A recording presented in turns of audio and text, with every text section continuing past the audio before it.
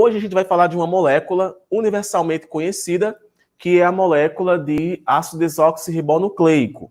Só que antes de falar da bioquímica da molécula, que eu vou deixar para Rafael falar sobre ela, eu quero antecipadamente esclarecer algumas coisas, tá?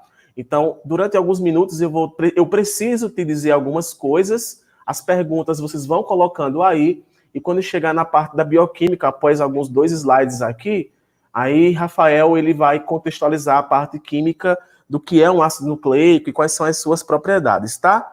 Olha só, gente, nomes que são bem comuns na literatura da biologia é DNA, cromatina e cromossomo. E muitos estudantes têm uma certa dúvida ou aprendem de forma errônea o que é cada coisa, ou se realmente são coisas diferentes. A primeira coisa que eu quero esclarecer para vocês é que tudo é a mesma coisa. O DNA, a cromatina e o cromossomo, tudo isso é material genético, só que estão organizados de formas e momentos diferentes. Dentro da célula da gente, eu já vou começar assim jogando isso para vocês, porque eu vou trocar. A introdução vai ser com daqui a pouco, tá? Então, dentro da célula da gente, você não vai encontrar o material genético daquela forma estrutural que você está habituado a ver em livros. Você vai encontrar uma massa, ou melhor, você nem encontra, porque é muito difícil de ser visualizado, tá? O teu professor talvez tenha feito algum experimento meia boca para ver DNA de célula vegetal, mano, mas de forma mais criteriosa. Ali é uma brincadeira que estão fazendo com vocês, tá? Porque o DNA, ele é muito difícil de ser observado. Para vocês terem uma ideia, o cromossomo, na fase de metáfase, dependendo da célula, é que consegue se observar vestígios, através de microscopia óptica, vestígios do que seria o material genético. E vou mais além, o material genético da planta, ele ainda é mais fácil de ser visualizado. Então, a gente está tratando aqui de uma macromolécula, que apesar de ser uma macromolécula, mesmo assim ela é muito difícil de técnicas simples de poder visualizá-la. Então, de antemão, eu quero esclarecer isso, que DNA, cromatina e cromossomo é a mesma coisa. O que vai mudar são os graus de compactação. Isso mesmo. O que muda são os graus de compactação para cada uma dessas estruturas. Porque como é que a célula vai se dividir se o material genético não está compactado? Um pré-requisito exclusivo e básico para que a célula tenha a capacidade de sofrer um processo de mitose ou de meiose é inicialmente o seu material genético ser replicado. Isso acontece em uma fase que amanhã a gente vai estar conversando sobre ela, mas tem uma fase específica pela qual acontece a replicação do material genético. Para esse material genético ser replicado, ele precisa estar compactado para poder acontecer a separação correta dos cromossomos na fase de anáfase da mitose ou na anáfase 1, que acontece a separação dos cromossomos homólogos na meiose, ou na anáfase 2, que acontece a separação das cromátides irmãs. Mas um fato é, esse lance também de cromátides, vocês também irão ver comigo daqui a 2 dias em divisão celular. Então, o material genético precisa estar compactado para poder ele acabar sendo dividido, tá? Então, é uma macromolécula que codifica a informação hereditária e passa de geração a outra. Só que, antes da gente adentrar nisso, eu quero explicar para vocês algumas coisinhas antes, tá? Então, a célula eucarionte, esse material genético, ele vai ser protegido através de um envoltório nuclear, que também é a base de fosfolipídios que formam essa membrana, tá? E a célula eucarionte, no caso, desculpe se eu falei procarionte, é a célula eucarionte que tem esse envoltório nuclear. Entretanto, a célula procarionte, o material genético é disperso, tá? A organização do DNA procarioto é diferente da organização do DNA eucarioto. E é isso que eu quero que inicialmente vocês anotem, tá? Por exemplo, O material genético de célula procariótica, ele tem a ausência de uma proteína, de um grupo de proteínas chamado de estonas. Isso é muito importante, tá? Árqueas ou arqueias, eles possuem estonas em seu material genético. Qual é a importância dessa estona? A importância da estona se dá para auxiliar na compactação do material genético e também se dá para o material genético se ligar a outras moléculas. No meu canal, para quem que depois quiser dar uma aprofundada maior sobre o assunto, eu tenho aulas voltadas para compactações de material genético de procarioto e compactação genética de eucarioto. Aqui eu só quero esclarecer para vocês que essa cromatina, ela existe nas nossas células porque ela está integrada, o DNA se integra com esse grupo de proteínas chamado de estonas. Eu coloquei aqui informações que só são para vocês terem conhecimento de que isso existe, tá? Então, a composição molecular de cromatina de eucariotos. A cromatina, ela é o complexo de DNA associado a proteínas. Por que eu estou dizendo para vocês isso? Porque daqui a pouco, quando o Rafael for explicar a estrutura da molécula, vocês vão ver a estrutura da molécula bioquímica.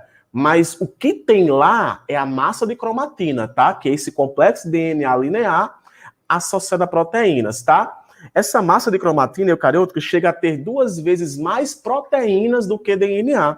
Então, volta para o que a gente falou na sexta-feira. A grande importância que são as proteínas, ou seja, tem mais proteína do que DNA.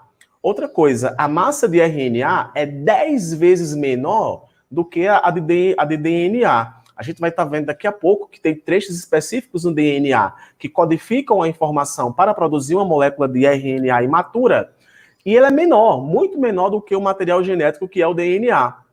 E essas estonas, ela é o principal componente proteico dentro do núcleo de uma célula. Entretanto, existem outras proteínas que fazem parte aí também, que são proteínas não estônicas, que também vão estar ali perto do material genético, formando toda aquela massa que não é que forma a cromatina. O que forma a cromatina são as estonas. As proteínas não estônicas são proteínas que auxiliam a cromatina.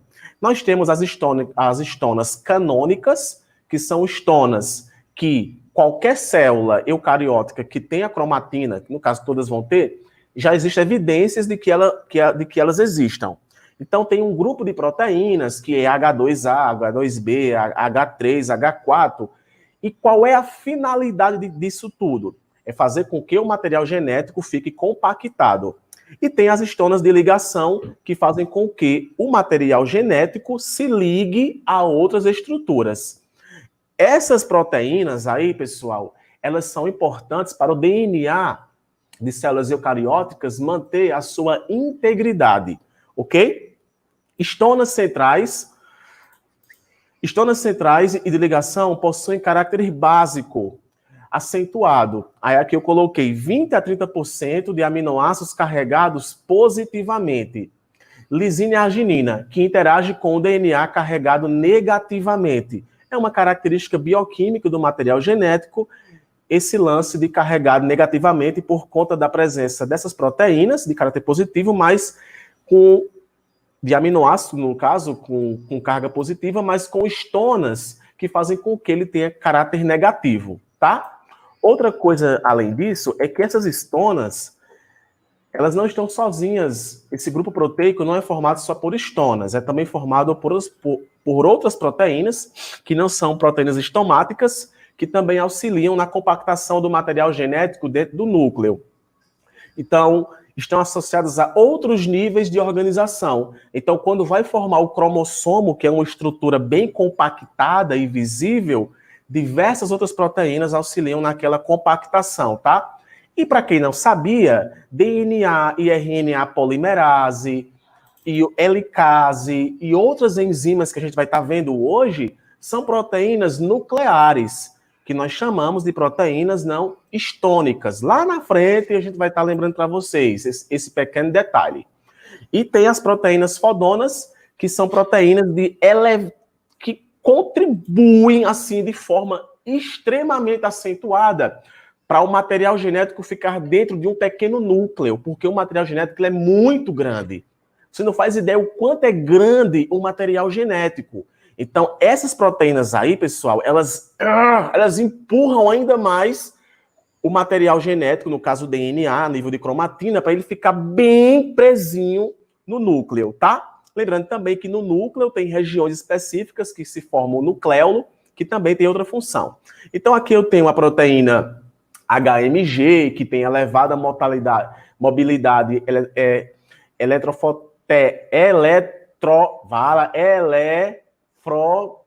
eletroforética.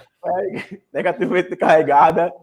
A CMC, que tem propriedade de ligação com o DNA, está ligada na formação de anéis do DNA. Você vai entender isso aqui agora, tá? Por quê? Porque o material genético da gente, você deve ter percebido que ele é circular. Isso acontece porque o material genético, a nível de cromatina, ele fica arrodeando as proteínas histônicas. Por isso que fica bem bonitinho, dessa forma que você está vendo aqui, ó. A estrutura básica da cromatina eucariótica é o nucleossomo. Então, tem vários nucleossomos no material genético. Ou seja, o que seria o nucleossômero? Seriam várias proteínas histonas e o DNA passando dentro delas. E, além disso, o DNA também liga-se a proteínas de ligação. Ali eu coloquei o exemplo da proteína H1, e isso vai aumentar ainda mais o grau de compactação entre o DNA e entre o DNA e outras estruturas nucleares. Então, duas cópias de histonas centrais e por uma extensão de DNA capaz de dar duas voltas sobre esse octâmero. Aqui, esse trechozinho eu chamo de partícula central e, em média, aí nós temos de 145 a 147 pares de bases nitrogenadas, que a gente também vai estar mencionando para vocês hoje. Porque, por fim, o material genético se encontra assim. Observe como é que se encontra o material genético. Todo esse contexto foi para você perceber como é que se encontra o material genético dentro de uma célula. Perceba que essa parte aí em vermelho são proteínas histonas e o material genético está arrodeando essa molécula. Então, a partir de hoje, o que é que você vê em uma célula? A cromatina. E essa cromatina, anote isso. Cromatina é o estado em que o DNA se encontra quando a célula não está em divisão. Cromossomo é o estado em que o DNA se encontra quando a célula está passando por um processo de divisão celular. Isso é marcante no mundo da biologia. Cromatina, quando o material genético não está se duplicando. Desculpe, quando a célula não está se dividindo. Cromossomo, quando a célula está se dividindo, tá? Aí você também deve ter ouvido falar em eucromatina e heterocromatina. Rafael e a gente vai estar comentando o que é isso hoje. Então, de bandeja, eu já joguei na sua cara. Pá! Se você pensava que dentro da sua célula tem aquele materialzinho genético formado por nucleotídeos, não é bem assim. Ele está enraigado a proteínas do tipo histonas. Células procarióticas não têm proteínas histonas e também o DNA de procarioto vai ser marcado por uma outra coisa que eu vou falar lá na frente. Ok? E por fim, nós temos essa molécula. O que a gente vai estudar hoje é a bioquímica estrutural do DNA, tá? Porque se fôssemos falar de cromatina e cromossomo, aí, meus amigos, hein, Rafael? Aí seria um curso todinho para falar só sobre isso. Exatamente. Inclusive, eu tive uma disciplina no mestrado, que era cromossomos, doenças cromossomais e estrutura bioquímica dos cromossomos. A gente passou 6 meses só vendo isso. Bom. Tá aqui, Rafael, ó, para você. É para mim aí, né? Para mim, né? Beleza. Bom, gente, é o seguinte, quando a gente fala de ácido desoxirribonucleico do ponto de vista químico, tá? A gente diz que são polímeros. Tio Rafos, e o que é que são polímeros? Polímeros são compostos orgânicos grandes em que as unidades que constituem esses compostos se repetem, tá? Então, existem vários tipos de polímeros. Por exemplo, possivelmente aí na sua casa agora, onde você esteja, você deve estar usando alguma coisa de plástico. O plástico é um polímero. E existem vários tipos de plástico por causa disso. A sua mãe, quando ela compra aquelas Tupperwares bem caras, né, que uma Tupperware custa um fígado e meio, aquele plástico ele é diferenciado, tá? Ele é um plástico bem diferente, mas ele não deixa de ser um polímero. O que é que muda num polímero, então, tio Rafas? O que muda são as unidades que constituem esse polímero, ou seja, que se repetem ao longo da molécula. Pensando no exemplo que eu acabei de dar do plástico, vamos pegar o plástico e vamos substituir essa palavra por DNA, tá? Então, o DNA, ele é um polímero constituído por unidades que se repetem, chamadas de nucleotídeos, tá? Então, o DNA, ele é formado a partir de nucleotídeos, tá? E esses nucleotídeos, eles são constituídos de 3 partes. Uma base nitrogenada, que a gente pode falar depois que são bases pirimídicas, ou bases, esqueci o nome da outra base, mas, enfim, são bases pirimídicas. Púricas e pirimídicas, muito bem, por causa do anel nitrogenado, beleza. As bases púricas, é porque eu tô olhando para a câmera. As bases púricas e pirimídicas é constituído também por um açúcar, que no caso do ácido desoxirribonucleico é a desoxirribose, e no caso do ácido ribonucleico é a ribose, tá bom? E automaticamente também é constituído por um grupamento fosfato. Qual é a importância desse grupamento fosfato? Esse grupamento fosfato ele vai dar uma carga à molécula de DNA.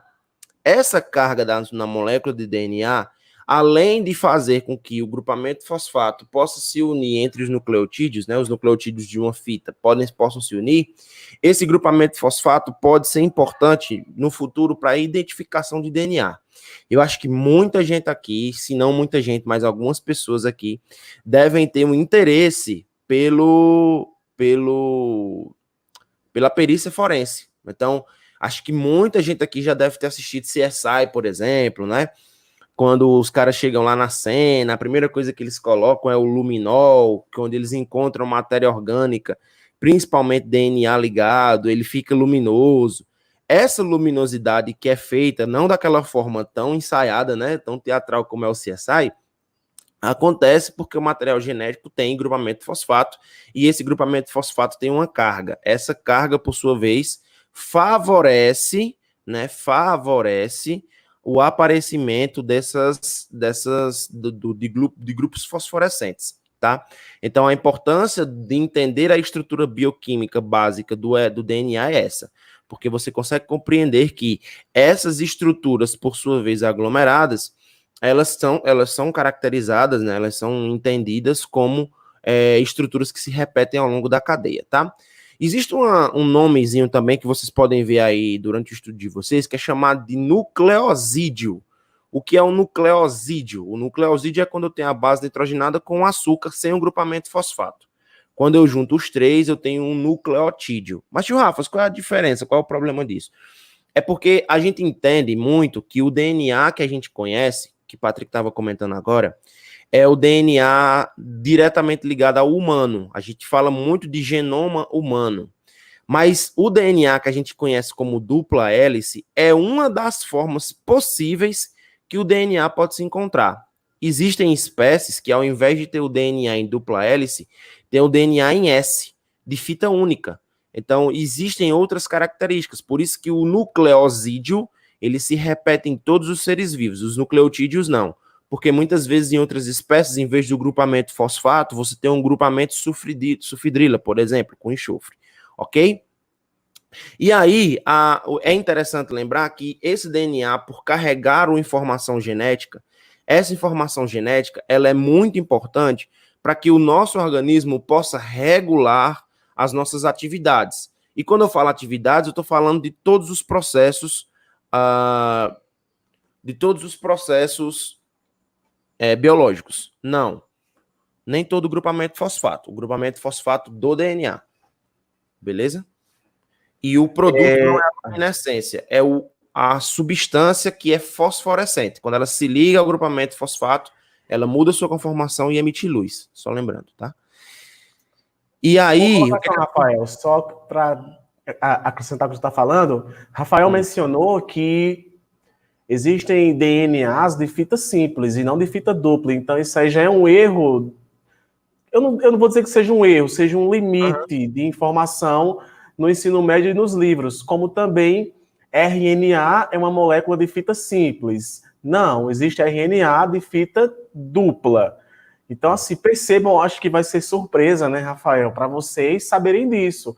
Tem sim RNA de fita dupla e tem sim DNA de fita simples, tá? Os vírus, por exemplo, nós iremos ter diversos tipos de vírus de RNA diferente. Tem vírus de RNA de cadeia positiva, tem vírus de RNA de cadeia negativa, tem os retrovírus. Então, tem vírus de DNA de diversas formas. Esclarecer para vocês isso é importante, para vocês tirar aquela caixinha, não é, Rafael? De achar que é só aquilo. Exato, exatamente.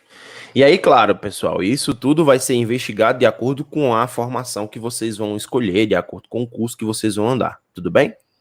Viu, Ana Luísa? Respondida aí tua pergunta, né, em relação ao fosfato. Então, a importância desse DNA em fita dupla em nós seres humanos é porque a gente vai entender que a replicação do DNA ela é chamada de replicação semiconservativa. E por que ela acontece dessa forma? Porque quando a fita de DNA ela tem essa torção de fita dupla, ela acontece por quê? Porque as bases nitrogenadas formam entre elas o que nós chamamos de pontes de hidrogênio. E aí vocês vão ver aquela famosa afirmação dos livros de biologia que diz que o corrimão da fita de DNA são as bases nitrogenadas, os nucleotídeos, e as escadas são as pontes de hidrogênio, que são as ligações que acontecem entre essas bases nitrogenadas. E aí a gente tem aquele velho macete, né, Patrick? Aguinaldo Timóteo, Gal Costa. Adenina se liga à timina, guanina se liga à citosina, beleza? E o que acontece? Acontece que essa replicação ela não é só importante para transpor a molécula de DNA para outras células, tanto por mitose como por meiose, como o Patrick mencionou antes.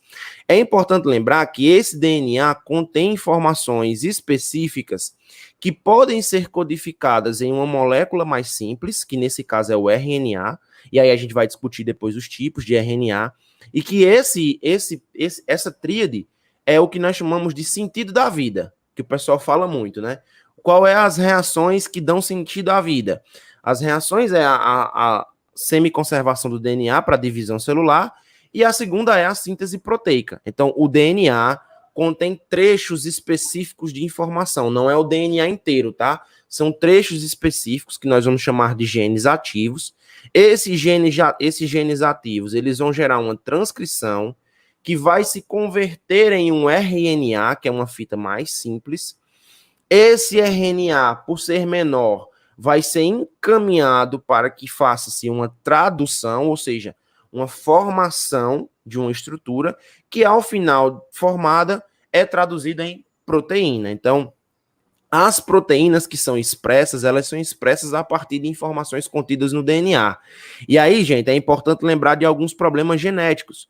Exemplo, se o meu problema, Patrick, for direto na fita de DNA, for direto na minha construção, ou a minha semiconservação do DNA, a minha replicação, teve algum erro, você pode ter erros lá no fim da cadeia. Ou seja, você pode produzir proteínas, que essas proteínas, por sua vez, ou não têm atividade, ou a atividade que ela exerce é incoerente com a função que ela tem. Por exemplo, tio, vamos lá.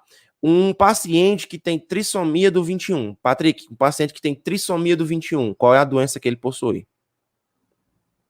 Rafael, travou aqui, até caiu aqui. Não, aqui tá de boa. Aqui eu tô Não, lhe vendo. a minha caiu aqui. Ah, tá. Um paciente que tem trissomia do 21, qual é a doença que ele tem? Patrick? Tô ouvindo. E aí, um Não, paciente que tem... pra me dizer? É. Ah, tem síndrome de Down. Muito bem. Síndrome então, de Down. Exatamente. Um paciente que tem síndrome de Down, pessoal, ele não tem só o problema do cromossomo a mais. Ele tem problema de codificações genéticas no DNA. De que tipo, tio Rafas? Ele acaba produzindo ou tendo a ausência de determinadas proteínas que são importantes, provindas da molécula de DNA, e essas proteínas, por sua vez, podem ocasionar problemas diretamente relacionados ao paciente, né, no caso, a pessoa que tem a trissomia do 21, como podem ocasionar problemas diretamente relacionados a funções fisiológicas que ele tem. Exemplo, os pacientes que têm trissomia do 21, eles têm problemas cardíacos. Esses problemas cardíacos, na maioria das vezes, se dá por uma proteína que foi produzida de maneira incorreta, que são as prostaglandinas tipo 1. Essas prostaglandinas, que são importantes protetores cardíacos, no caso das pessoas que têm síndrome de Down, elas têm esse problema diretamente relacionado a um deles, né? Não são todos. Um deles relacionados à trissomia do 21, por conta dessa ausência ou má formação dessa proteína, que vem de um erro lá do DNA. Beleza? Então, Rafael, aí ele contextualizou a parte palpável da coisa, mas a gente também tem que ficar com a parte estética da coisa, tá? Para poder também você pegar os exemplos, mas você também entender. Olha só, eu coloquei aqui na imagem DNA, transcrição, tradução, que foram processos que Rafael mencionou, mas eu queria esclarecer uma coisa. Existe um dogma central da biologia ou da genética molecular, que dizia que um gene ele codifica uma proteína específica. Só que isso mudou com o tempo, porque percebeu-se que existem enzimas que podem contribuir para a formação de uma molécula de RNA, e existe, por exemplo, RNA que pode produzir uma molécula de DNA, ou seja, a transcriptase reversa, que é uma enzima presente em retrovírus, aí entra o caso do vírus da AIDS, é uma enzima que converte o RNA viral em DNA, só que isso aí são outras questões. Então, hoje, esse lance de associar sempre um gene a uma proteína não é bem assim, porque diversos acontecimentos, eles contribuem para o gene formar o mesmo gene formar diferentes tipos de proteínas. Então, vamos aqui galgar. Mencionamos que o material genético, o DNA, é formado por nucleotídeos, nucleotídeo é formado por base nitrogenada, açúcar e fosfato, e as bases nitrogenadas do DNA são de 4 tipos: a adenina, a timina, a guanina e a citosina. Como podem ver aí na imagem, adenina e guanina são bases que possuem 2 anéis, são bases púricas ou purinas, e citosina, timina e uracila são bases pirimidinas, que são bases que só possuem um anel. Como é que a molécula de DNA ela está organizada? Da seguinte forma, como você pode perceber aí, a molécula ou a base nitrogenada adenina se liga à timina, a de guanina se liga à citosina. E essa cadeia lateral, como vocês estão vendo aí, são as ligações do tipo fosfodiéster, que Rafael pode mencionar o que seja. E como ela acontece, que é a ligação do grupo fosfato de uma molécula DNA com o nucleotídeo, de um ácido nucleico com o nucleotídeo com outro nucleotídeo. Não é isso, Rafael? Exatamente. As ligações fosfodiéster, elas vão garantir que a posição ideal dessas bases nitrogenadas seja correta, para que elas possam fazer as pontes de hidrogênios ideais, para que elas tenham a torção ideal. Gente, eu gosto sempre de me aprofundar, assim, mas do ponto de vista estrutural, eu gosto de deixar vocês num nível bem nivelados quanto a essas questões. Então, vamos lá. Primeira coisa que você precisa entender. Entenda que a molécula de DNA, quando ela sofre essa torção, né, formando esse ambiente para a dupla hélice... Antiparalelo. Não é antiparalelo. Existe um ângulo ideal de ligação para que isso aconteça. Então, as ligações fosfodiéster, elas garantem que esse ângulo seja ideal para que a molécula de DNA sofra essa torção entre as duas fitas, tá? E ela possa, em determinados locais, e aí a gente só imagina que são nas pontas, né? Mas não são nas pontas. Em determinados locais ela possa se abrir, beleza? Ela possa se abrir para que nessa região aqui seja codificado um gene, seja codificado uma proteína, enfim, diversas atividades possam ser garantidas. Então, essa ligação fosfodiéster, os livros falam muito sentido antiparalelo, um é 5,3, o outro é 3,5. Entenda, essas ligações elas precisam acontecer para garantir que o ângulo da molécula de DNA seja perfeito. E que esse ângulo, por sua vez, perfeito, garante com que as pontes de hidrogênio sejam formadas em locais ideais, e esses locais, por sua vez, sendo ideais, eles são passíveis de quebras parciais para codificação de outras proteínas, beleza? Essas pontes de hidrogênio que Rafael está mencionando são as pontes que acontecem entre uma fita e outra. Aí repare aqui, ó. Entre adenina e timina acontecem duas pontes, ou melhor. Entre guanina e citosina acontecem 3. Isso aqui já caiu até mesmo na prova do Enem, falando sobre desnaturação da molécula DNA, e logo uma molécula que é formada por mais adenina e timina, ela vai desnaturar mais rápido. Então isso aqui também é marcante. Essa ligação aqui é uma ponte de hidrogênio, e ela é bem específica. Adenina se liga à timina, guanina se liga à citosina.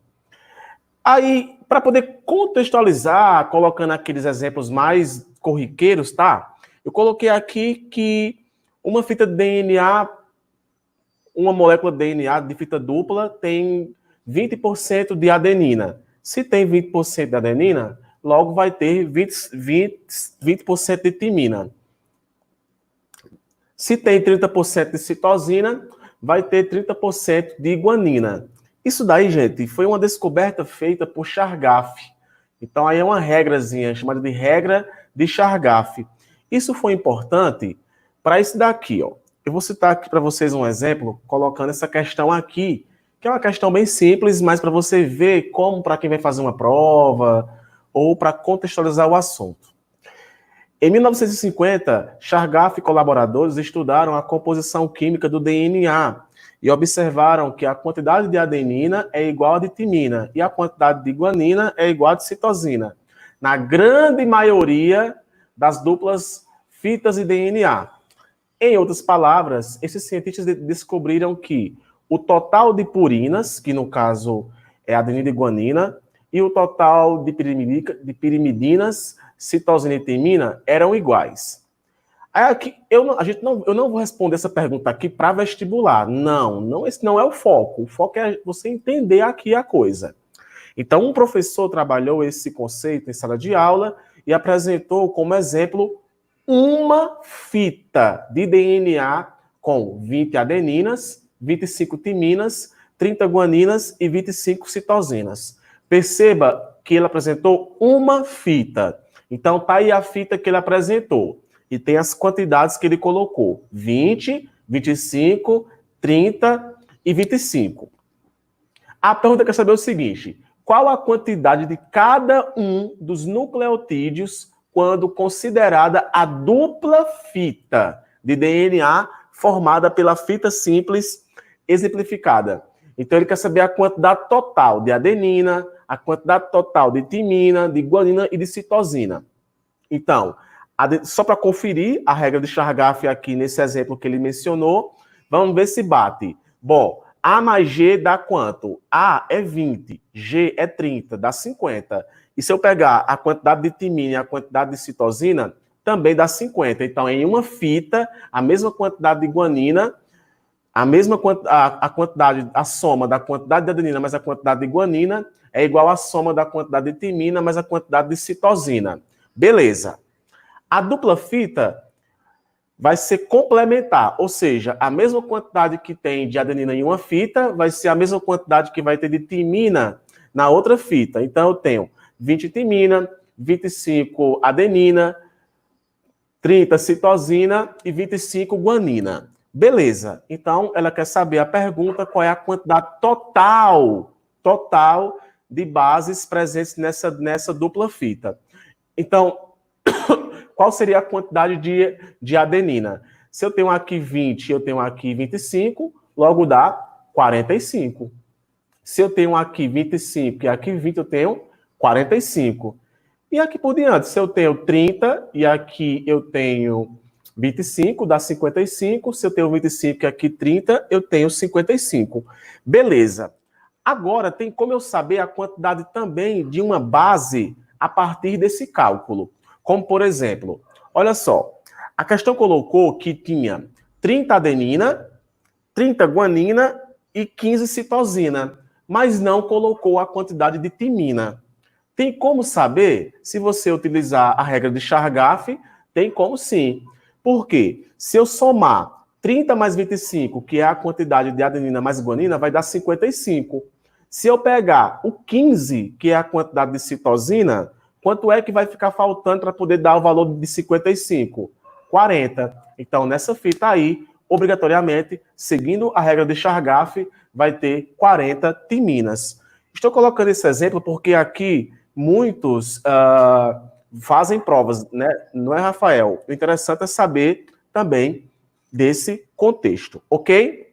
Então, tá aí a fita que Rafael mencionou, uma fita antiparalela, bases que se ligam, são formadas através dessa... Gente, não tá travando aqui para mim, tá travando para vocês, tá tudo normal. Por favor, Andresa, dá aí o feedback pra gente, que eu tô aqui vendo aqui no meu celular e não tá travando. Então, a fita de DNA, ela é antiparalela, é uma característica marcante dela, e cada grupamento fosfato liga o carbono 3 de um açúcar ao carbono 5 do próximo açúcar. Pares de bases complementares formadas por pontes de hidrogênio. Como a gente mencionou agora, 2 pontes entre timina e adenina e 3 pontes entre guanina e citosina. Ambas as fitas correm na direção 5,3 e elas são antiparalelas. Rafael mencionou agora há pouco como é que funciona esse negócio aí de 5,3.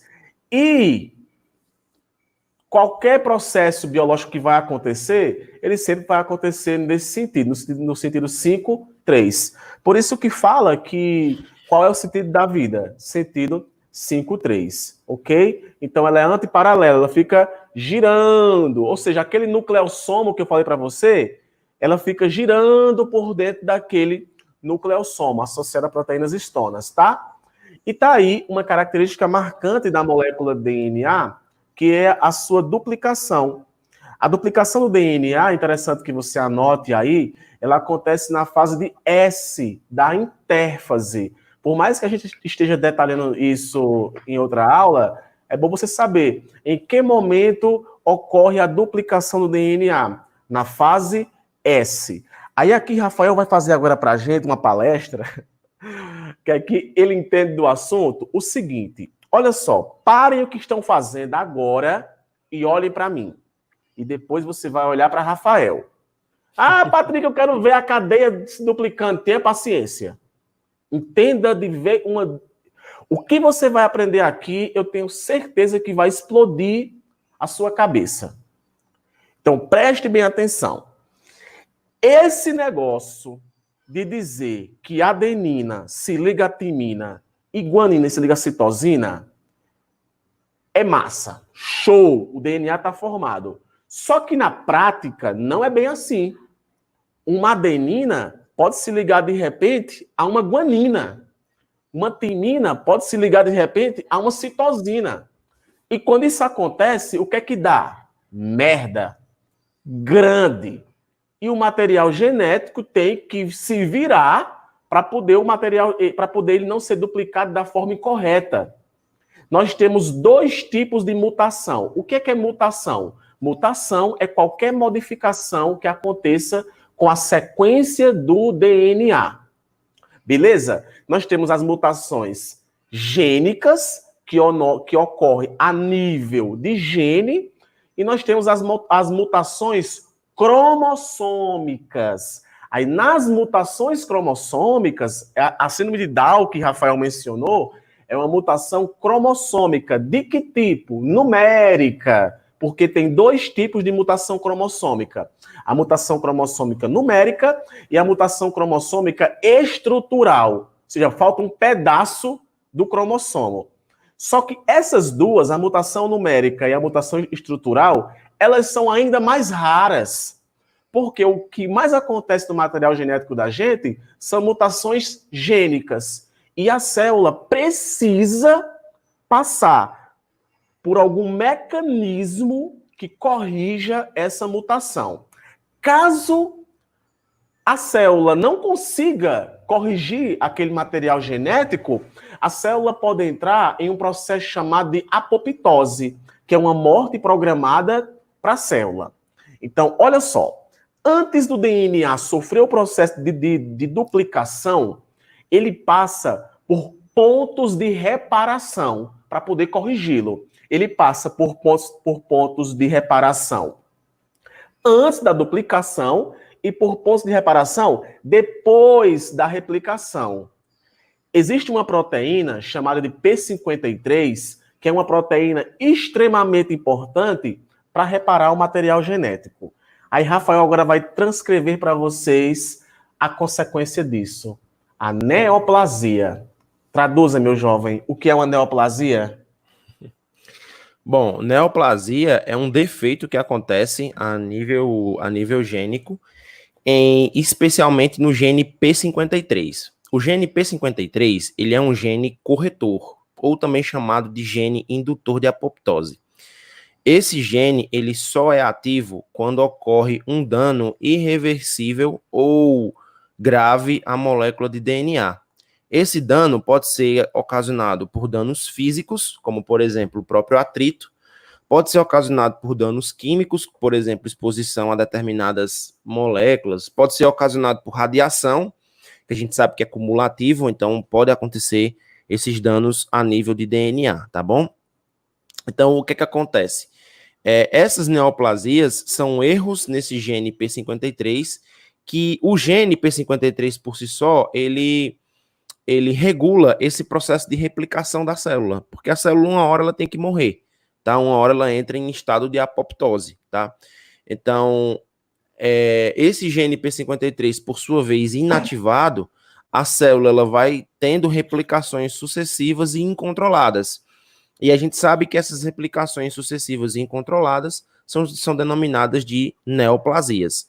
Essas neoplasias, e aí a gente entra em outro momento nesse mérito, se são malignas ou benignas, aí são questões fatoriais do tipo de neoplasia e em que fase essa neoplasia aconteceu, tá bom? Porque muitas vezes existe a agressão ao DNA em fases distintas que podem gerar malignidade ou não, beleza? E traduzindo a neoplasia, você conhece como câncer, né? O câncer se dá justamente por conta dessas neoplasias, tá? A gente vai falar sobre câncer na aula sobre divisão celular, Rafael, combinado? Então, quando a célula vai se duplicar, ou melhor, quando o DNA vai se duplicar, ele não começa do seu início, não, e vai se abrindo, não. Bolhas de replicação começam a aparecer no material genético.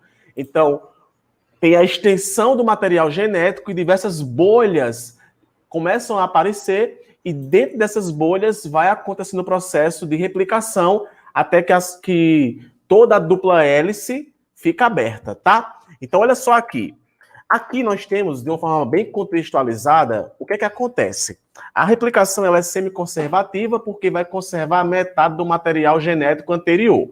Então, como vocês podem perceber aqui, eu tenho esse DNA aqui mais escuro, e a nova fita se formando aqui. Percebam também que tem diversos protagonistas participando desse processo, tá?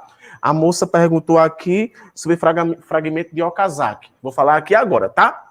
Para poder acontecer a abertura do material genético, uma enzima chamada de tropoisomerase, tá? Bote aí, viu a função dela? A tropoisomerase, ela abre a dupla hélice. A enzima helicase é uma tesoura molecular. Ela vai cortando, ela vai quebrando as pontes de hidrogênio. Então, tropoisomerase, ela abre a dupla fita e a helicase, ela vai cortando, quebrando as pontes de hidrogênio. Então, nós temos duas fitas abertas.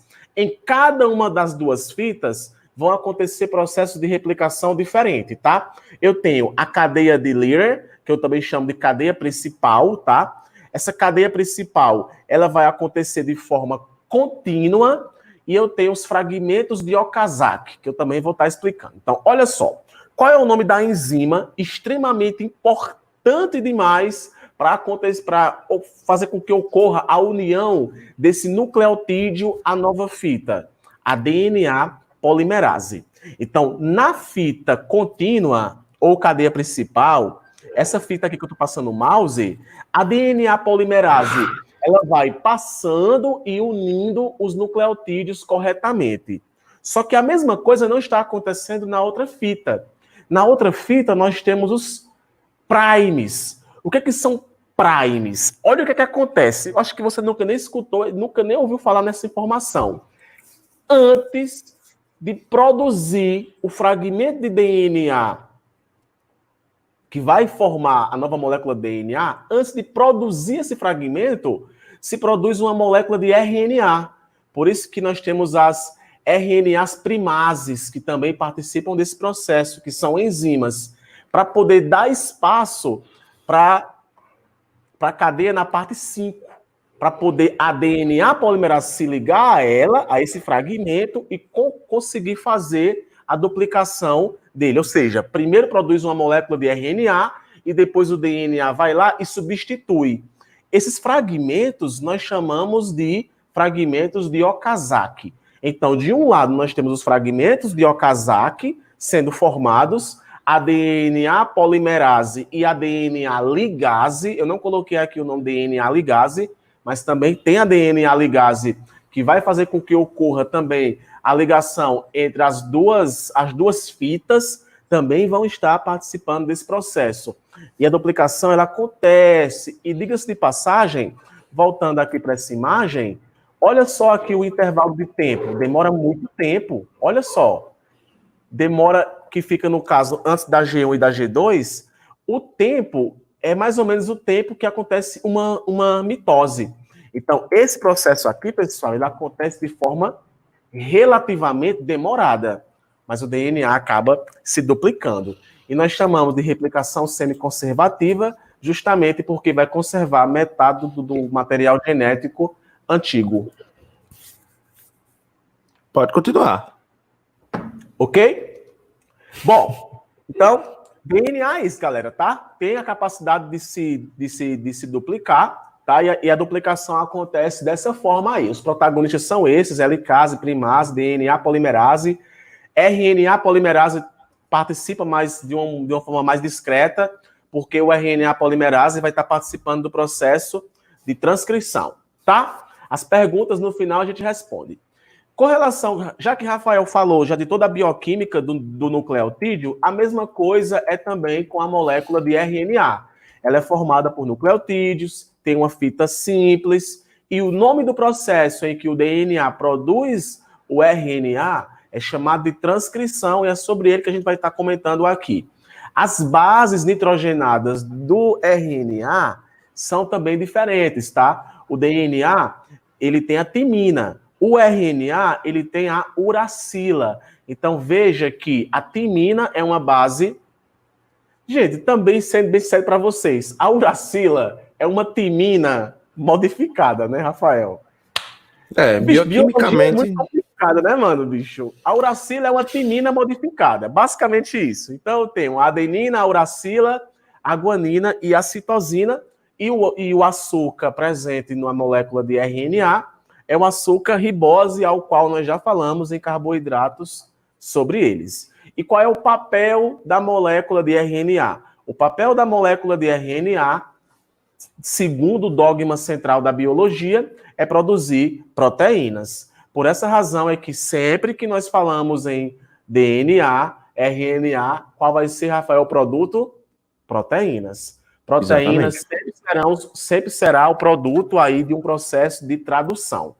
Aqui nós vemos outra imagem. Se você colocasse no Google qualquer imagem de RNA, vai aparecer isso daqui, justamente porque o RNA ele é ligado à produção direta de proteínas. Agora, existem diversos tipos de RNA e eu vou estar mencionando para vocês, tá? Então, a transcrição é o processo de produção de uma molécula de RNA e a tradução é a decodificação da molécula de RNA mensageiro, ao qual vai se expressar em uma proteína. Então, você pode colocar assim: transcrição, produção de molécula de RNA. Tradução, produção de uma proteína, tá? Olha só, aqui eu tenho uma molécula de DNA de fita dupla, coloquei aí as trincas, tá? Já foi diagnóstico, já foi, por alguns contextos, galera, não fazem tanta diferença, não. Só que já foi descoberto que uma trinca é o códon necessário para codificar um aminoácido, tá? Então aqui eu tenho as trincas do DNA lá em cima, as trincas do DNA aqui embaixo, e eles estão ligados por pontos de hidrogênio. Então, o que é que vai acontecer quando uma molécula de DNA passa pelo processo de transcrição? Olha só, uma nova molécula aparece. Ela pode utilizar uma dessas duas fitas, tá? Eu coloquei aqui como se essa fita de RNA ela fosse feita a partir desse fragmento aqui de DNA, lembrando que o trecho específico que acontece a produção de uma molécula de RNA, nós chamamos de gene, tá? O que é um gene? Gene é um sequenciamento de DNA capaz de produzir uma molécula de RNA. Se esse RNA aí vai servir para produzir uma proteína, isso é outra coisa. Mas o gene ele vai codificar para expressar um RNA. Então aqui eu tenho uma molécula de RNA formada a partir desse DNA. Se você parar para analisar aqui, o DNA tem timina, aqui tem adenina, G, C, A, U. Não vai ser T, vai ser U, porque o RNA não tem timina, tem uracila. Detalhe muito importante, a transcrição ela produz os 3 tipos de RNA, seja RNA mensageiro, seja RNA transportador, seja RNA ribossômico. O nome de cada um desses RNAs já informa o papel deles. O RNA mensageiro leva a informação de qual proteína vai ser sintetizada. RNA transportador transporta os aminoácidos. O RNA ribossômico forma os ribossomos, que é o lugar pelo qual irá acontecer o processo de síntese proteica. Diga-se também de passagem que o ribossomo são fragmentos proteicos grandes entrelaçados a moléculas de RNA ribossômico, que só se aderem às subunidades, porque são 2 subunidades, eles só se aderem. E eu vou além. Não é nem o próprio RNA mensageiro que vai até o seu ribossomo. É o ribossomo que vai até o RNA mensageiro. Ó, ele pega lá e é ele que passa pelo RNA mensageiro, tá? E o RNA transportador transporta os aminoácidos, tá? A formação da proteína, eu falei para vocês na aula da semana passada, eu tenho os aminoácidos e o RNA transportador, ele vai transportar os aminoácidos para o ribossomo, ao qual vai formar a estrutura primária de uma proteína. Coloquei aí o Patrick lindo, e esses aminoácidos são levados por códons. Esses aminoácidos, eles são codificados por códons específicos. Aí nós temos o seguinte, o que é o DNA degenerado? É o seguinte, um códon, ele só codifica um aminoácido, mas um aminoácido pode ser codificado por mais de um códon. Por essa razão é que tem diversos tipos de proteínas diferentes. Lembra que eu falei para vocês, o que é que diferencia as proteínas? A sequência de aminoácidos, o tipo de aminoácido e a quantidade de aminoácidos, tá? E aqui nós temos, Rafael, uma imagem justamente mostrando isso para a galera. Esse códon e os aminoácidos ao qual esse códon acaba transportando, né? Acaba ajudando no transporte. Olha só, gente, aqui você vê o códon, você vê o anticódon e você vê aqui o aminoácido metionina. Vocês não fazem ideia o paranauê que é para esse aminoácido aqui se ligar ao RNA transportador. E detalhe, gasta energia, e muita energia. Rafael, concorda, meu querido? Concordo sim. Só vale salientar que esses anticódons aí, eles são acoplados à molécula de RNA transportador, que precisa necessariamente ser uma molécula pequena, tá? Se o RNA transportador for uma molécula muito grande, ele não consegue fisicamente transportar os aminoácidos, especialmente aqueles aminoácidos que têm a cadeia lateral cíclica, que são aminoácidos grandes, tá? Então, o RNA transportador, quando ele se acopla à proteína, e é com base nisso, gente, que a gente consegue fazer predições computacionais. A gente consegue prever a estrutura de uma proteína através justamente dessas características físicas. A gente sabe que tem aminoácidos que, dependendo da posição onde ele deve ser alocado, ele não cabe, porque a cadeia lateral dele é muito grande. Então, essas características são importantes, principalmente quando a gente fala de anticódon, tá?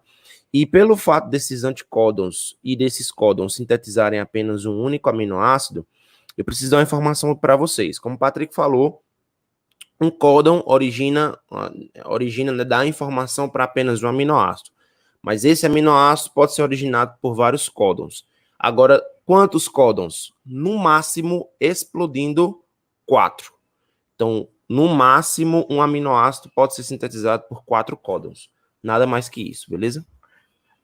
Aí, ó, para quem vai fazer prova e tudo mais, existe os códons de iniciação e os códons de terminação, porque afinal tem que saber quando é que vai terminar aquela proteína. Então, ó, a presença do códon de iniciação ao G é extremamente importante, pois fornece o quadro de leitura em que o RNA mensageiro vai ser traduzido. Lembrando que a metionina é o primeiro aminoácido de qualquer proteína. 3 códons sinalizam o fim da tradução. Eu coloquei o UAA, o UAG ou UGA. E são denominados de códons de parada ou terminação. Certa vez eu estava conversando com o Rafael sobre a questão do quanto a vida ela é importante. Porque vejam só, o aminoácido metionina é um aminoácido essencial. Ou seja, nós temos que se alimentar para poder adquirir este aminoácido. E a metionina é um aminoácido natural das plantas. As plantas produzem o aminoácido metionina. E eu estava conversando com Rafael, tu lembra, Rafael, dessa conversa? Uhum. Do quanto é inteligente, não que eu creia no design inteligente, mas o quanto tem evolutivamente falando, galera, tem um nível de inteligência muito grande. Como é que eu tenho um aminoácido, que é o primeiro aminoácido de qualquer proteína minha, mas eu não produzo esse aminoácido, eu tenho que me alimentar para poder adquirir esse aminoácido. E as plantas produzem este aminoácido. É um nível de integração que acontece entre os seres vivos surpreendente, principalmente em nível de material genético, ok? E a cerejinha do bolo, que eu não poderia deixar de mencionar para vocês, é que células eucarióticas, elas não produzem uma molécula de RNA madura, perfeita, para poder produzir uma proteína. Não, elas produzem um pré-RNA, ou também chamado de RNA imaturo. Então, o que acontece? Esse RNA imaturo, ele passa por uma outra transformação, porque também depende do tipo de proteína que vai ser sintetizado. Então, retira-se partes que não, informações que não vão ser importantes para produzir aquela proteína e une as partes importantes. O nome desse processo é chamado de splice. O que seria um splice? Seria a retirada dos introns, que nós chamamos de intrometidos, e a união dos exons. E o RNA acaba ficando maduro.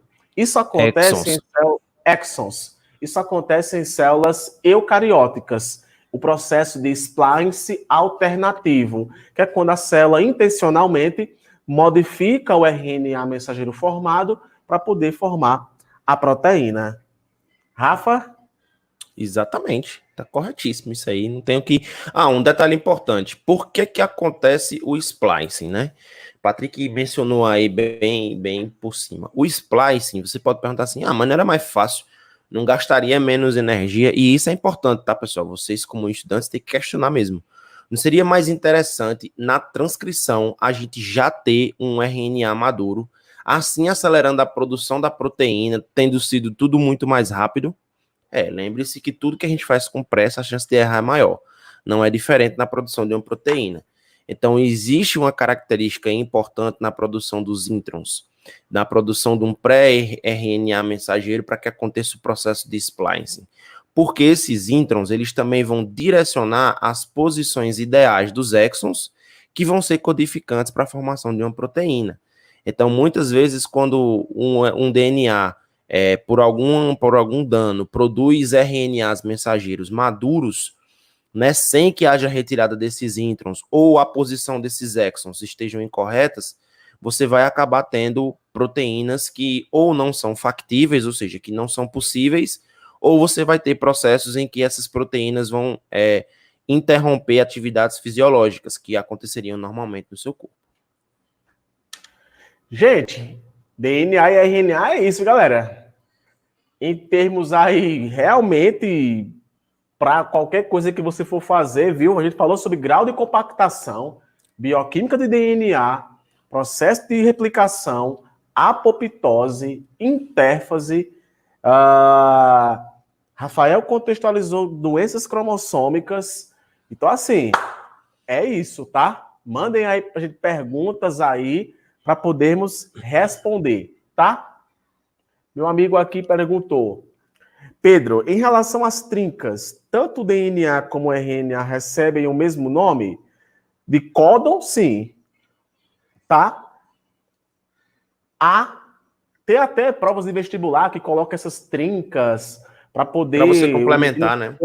Só que isso não está mais caindo, justamente porque isso cria uma certa generalização de que esse processo acontece dessa forma, só que não é bem assim, tá?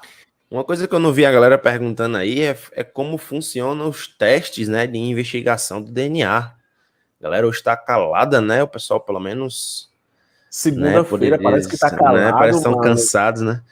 Ana Luísa perguntou, splicing seria um leitor corretivo? Digamos que sim, para sintetizar, para a gente sintetizar de uma maneira bem didática, Ana Luísa, sim, com certeza seria. Seria um segundo mecanismo de segurança, né? Porque a própria produção, como o Patrick mencionou anteriormente, do RNA mensageiro, já existem enzimas como a RNA polimerase, como a DNA polimerase, como as helicases, as próprias topoisomerases, que já são enzimas que, por mais que não seja a principal função delas, estabelecer o correto funcionamento daquele processo, também agem como, digamos que, proteínas de segurança, tá? Então, o splicing seria justamente esse processo para evitar que erros graves na formação de proteínas sejam cometidos. Minha gente, DNA é DNA, viu, mano? Tá na moda aí, a galera, até comentei hoje no áudio que eu mandei no grupo, Patrick, tá na moda aí o exame, né, para investigação da doença, você sabe quem, chamado de RT-PCR, né, que é a reação em cadeia da polimerase acoplada a uma transcriptase reversa. O nome é bem difícil, né, mas sendo bem sucinto, assim, de uma maneira bem didática para você entender, as reações em cadeia da polimerase é uma amplificação do material genético. Imagine o seguinte, ó. Imagina que Patrick, vou responder a primeira pergunta, viu? Que eu mesmo fiz. Imagina que o DNA de Patrick tem, sei lá, 140 pares de base, que é muito pouco. Então, não existem métodos analíticos sensíveis o suficiente para identificar. Então, o que é que você faz, Patrick?